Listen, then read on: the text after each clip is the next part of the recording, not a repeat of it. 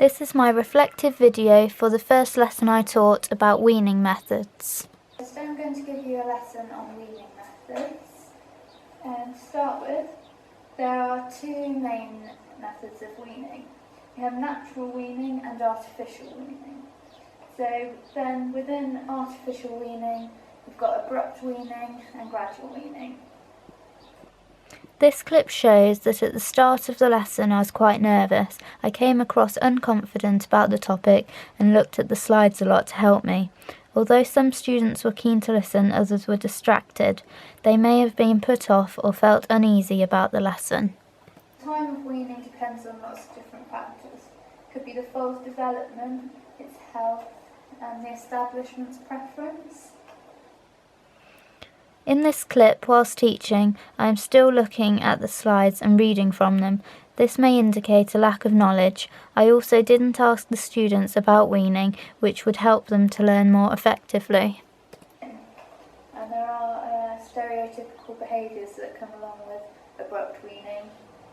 It's been shown that calves and piglets have been seen to suck and chew each other's tails once weaned, and this behaviour can continue until after the young has recovered from the weaning process and into adult life. This clip shows that as the lesson progressed, I became more confident and I noticed more students were engaged and listening to what I was saying. I was also beginning to talk directly to the students and not rely so much on the PowerPoint.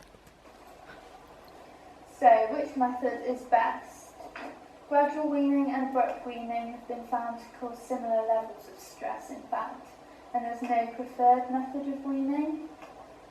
Other factors need to be considered, such as the individual's temperament and personality, to decide which method is going to be the least stressful for that animal.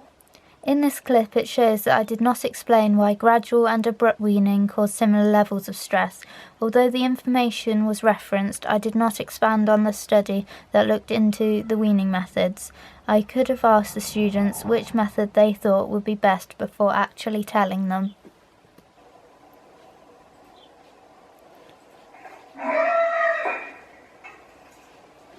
So in this video, you can see the foal is very stressed, vocalisations, and stamping at the floor, and also bucking.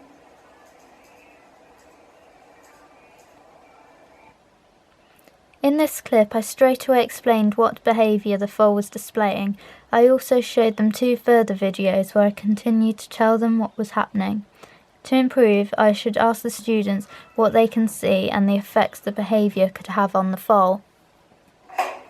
And just to end the session, I'm going to give you a quick activity sheet where you have to join up the weaning method to the sentence. An activity sheet was then used to check that the students had learnt about the weaning methods. This could be improved by giving the students an activity sheet at the beginning and end of the lesson to see how much knowledge they have gained. These are the references used in the lecture. This is my reflective video for the second lesson I taught, which is an improved version of the first lesson. So I'm just going to give you an activity sheet where you need to match the sentence in one box to the weaning method.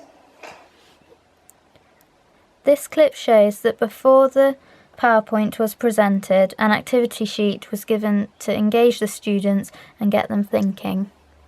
Tell me about any of these weaning methods here. We've got natural weaning and artificial weaning. Natural is like how they do it in the wild, whilst artificial is how like humans get them to wean. Yeah, exactly. And then within artificial weaning, can you tell me anything about abrupt and gradual weaning? Like abrupt they just take them away straight away, whereas gradual you like slowly like get them to suck less and start eating more solids. Good answer. This clip shows me asking the students if they had any previous knowledge on weaning methods. This helped to give me a better understanding of how much they already knew. It also meant they had to think independently and couldn't rely on me just giving them answers. I found that the students were listening more and were not distracted as they were thinking of the answers they needed to give. So which method do you think is best? Gradual. Yeah, and why do you think gradual? Because it doesn't affect the foal as much, and it gives them time to get used to not having milk. Yeah, definitely. However, there is a study by Turner et al. 2003 who discovered that there is no preferred method of weaning.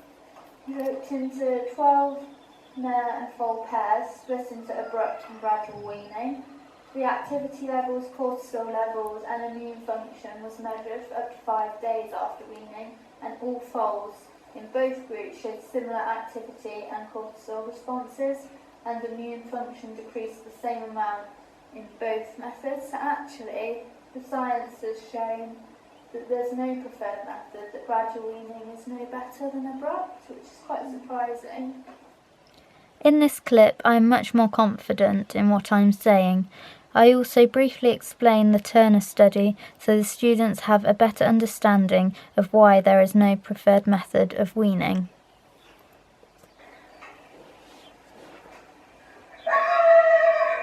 So what behaviours is this foal showing? It's like whinnying and starting to remote. Yeah, very stressed. What could this behaviour then lead to? It could lead to like box walking, to keep moving around. It is very active, it's trying to look for a way out. That could also impact on its joints. It injure itself quite easily, bucking quite a lot. In this clip show, I asked the students what they could see in the video instead of me explaining. This meant the students had to watch carefully and decide from previous information what behaviours the foal was showing and how it could affect them.